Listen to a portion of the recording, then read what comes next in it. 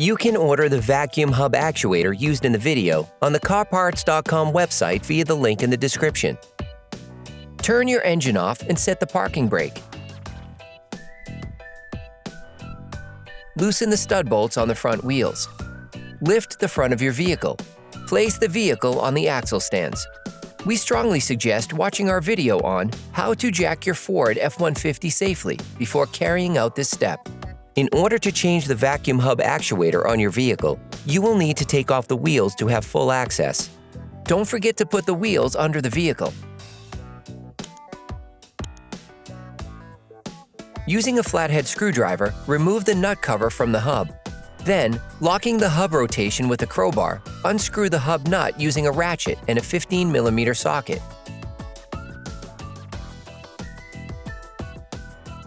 To ensure that the part is properly installed during reassembly, measure the distance between the end of the CV axle thread and the hub with a caliper.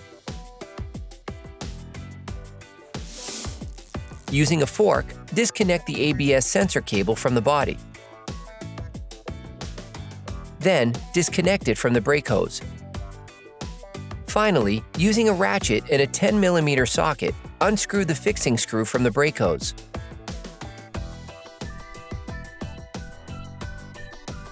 Using a breaker bar and a 22mm socket, loosen the nut on the upper control arm ball joint and unscrew the nut a few threads with a ratchet.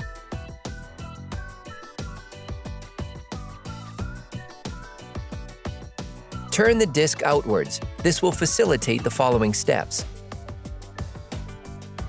It is now time to remove the outer tie rod from the knuckle. To do so, we recommend watching our video, How to Replace the Outer Tie Rod Ford F-150.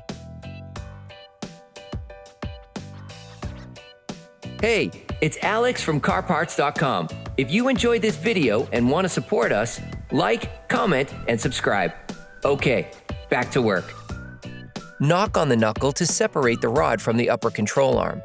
To prevent the wheel knuckle unit from falling off, lift the front axle slightly with a jack while being supported by the lower control arm. Then finish unscrewing the upper control arm ball joint. Lower the wheel knuckle slightly with the jack to remove the ball joint and create the space needed to remove the CV axle. Then shift the hole. Disconnect the vacuum lines. Tilt the wheel knuckle to remove the CV axle.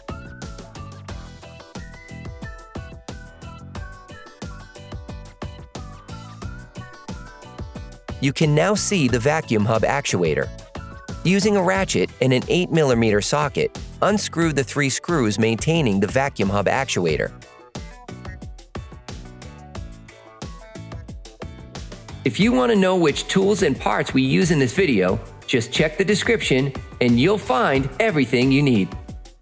Using a large flathead screwdriver, pry it out of its slot. You can now pull the CV axle out of the hub and remove the vacuum hub actuator.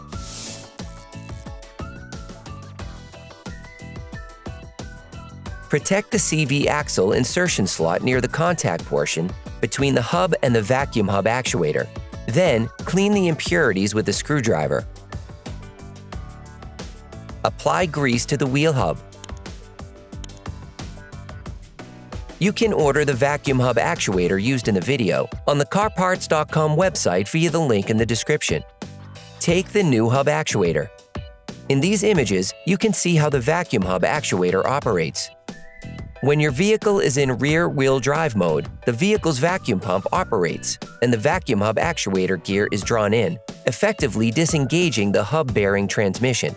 When the vehicle is in four-wheel drive mode, the vacuum is switched off. The vacuum hub actuator switches on, and the transmission connects to the wheel hub. Insert the CV axle through the vacuum hub actuator, then position the hub actuator in its slot.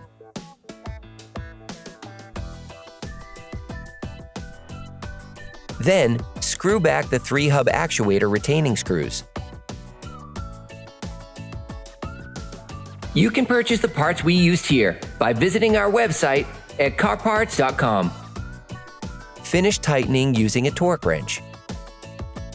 Remove the jack so you can manipulate the hole. Insert the CV axle into the hub by rotating it to fit into the wheel hub assembly.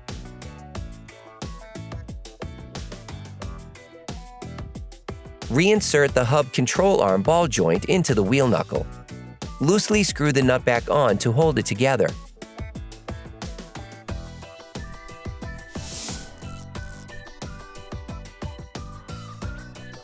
Put the outer tie rod back in place. Then, screw it back on. Finish tightening using a torque wrench.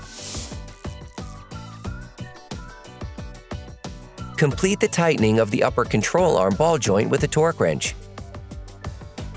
You can now reconnect the vacuum hoses. Screw the brake hose mounting bracket back on. Replace the ABS sensor cable and clip it back into its slots. You can verify the previously measured distance to make sure that the item has been correctly reassembled. Replace the hub nut. Then, while blocking the rotation of the hub with a crowbar, screw it back on. Finish tightening using a torque wrench. Put the cover back on the nut. Then, you will be able to put the wheels back on your vehicle. Put the car back on the ground and block the wheels properly. Operation completed.